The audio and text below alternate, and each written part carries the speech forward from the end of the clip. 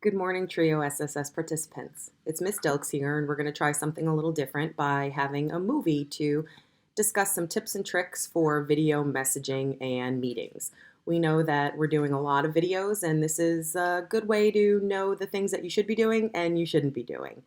Now, there are some things in this video right now that are good, and there are some that are bad. And at the end of the video, we'll find out which is which. So take a few seconds to look at my background, and see what I'm doing right and what I could be doing wrong. Remember, you're working at home, not at home working. So while in the job role, be professional to your audience, whether they're other students, parents, your colleagues, or someone from, say, Trio SSS. Remember that important material might be covered in the meeting, so you want to make sure you always have a pen and a pad available so you can write down whatever you need. Don't be the late one that interrupts the meeting. Join the meeting at least 2 to 3 minutes before it's scheduled so that you're there and ready to begin. It shows professionalism. This is a really important tip, but it's probably one of the easiest if you've ever taken a selfie.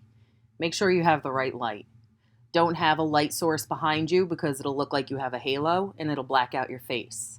Make sure that there's not too much busyness in the background or anything you might not want someone to see. A hamper, dirty clothes, that bottle of Fireball. They're not the best thing, especially for an interview.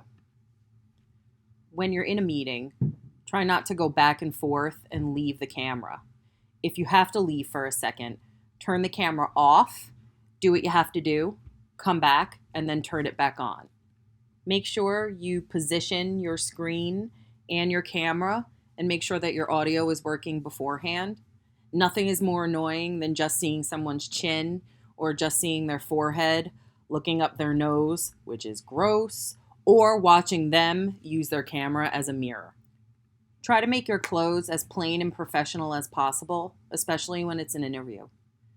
Don't have big plaids or really busy patterns or anything on your shirt that you might not want someone to see. Keep those funny t-shirts for somewhere else because people are judging and they might not be judging nicely. All right, now that your clothes are ready and the camera's ready and your lighting's all good, now's the time to make sure that throughout the entire thing, you stay upright, you speak clearly, and you look into the camera. If you don't look into the camera, it looks like you're looking at something else. Okay, we've reached the end of the video, so let's talk about what's right and what's wrong with what I'm doing right here. Well, one of the first things that's wrong is that guy got a little boy in the background. Matthew was playing and watching Peppa Pig. Not the best, especially if I were having an interview. Another thing that's not great, there's a TV on in the background. It might not be working right now. It might be on pause, but it's still something that's not the best. A third thing, this is my living room, and we have a liquor cabinet. Not the best. I would probably go somewhere else so that there aren't that many distractions. So what am I doing well?